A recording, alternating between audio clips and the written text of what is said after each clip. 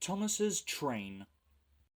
Thomas often grumbled because he was not allowed to pull passenger trains. The other engines laughed. "You're too impatient," they said. "You'd be sure to leave something behind."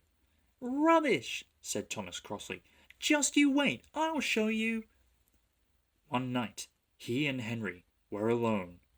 Henry was ill. The men worked hard, but he didn't get better. Now, Henry usually pulled the first train in the morning, and Thomas had to get his coaches ready. "If Henry is ill," he thought, "perhaps I shall pull his train." Thomas ran to find the coaches. Come along, he fussed. "There's plenty of time, grumbled the coaches. He took them to the platform and wanted to run around in front at once, but his driver wouldn't let him. "Don't be impatient, Thomas," he said. So Thomas waited and waited. The people got in, the guard and station master walked up and down, the porters banged the doors, and still Henry didn't come. Thomas got more and more excited every minute. The fat director came out of his office to see what was the matter, and the guard and the station master told him about Henry. "Find another engine," he ordered. "There's only Thomas," they said. "You'll have to do it then, Thomas. Be quick now." So Thomas ran round to the front and backed down on the coaches, ready to start. "Don't be impatient," said his driver. "Wait till everything's ready." But Thomas was too excited to listen to a word he said.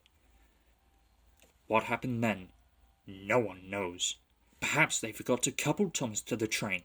Perhaps Thomas was too impatient to wait till they were ready, or perhaps his driver pulled the lever by mistake. Anyhow, Thomas started. People shouted and waved at him, but he didn't stop. "They're waving because I'm such a splendid engine," he thought importantly. "Henry says it's hard to pull trains, but I think it's easy." "Hurry, hurry, hurry," he puffed, pretending to be like Gordon. As he passed the first signal box, he saw the men leaning out, waving and shouting. "They're pleased to see me," he thought. "They've never seen me pulling a train before. It's nice of them to wave." And he whistled, "Peep, peep, thank you," and hurried on. But he came to a signal at "Danger." "Oh, bother," he thought. "I must stop, and I was going so nicely, too. What a nuisance signals are." And he blew an angry peep, peep on his whistle. One of the signalmen ran up. "Hello, Thomas," he said. "What are you doing here?" "I'm pulling a train," said Thomas proudly. "Can't you see?" "Where are your coaches, then?" Thomas looked back. "Why, bless me," he said, "if we haven't left them behind." "Yes," said the signalman. "You'd better go back quickly and fetch them."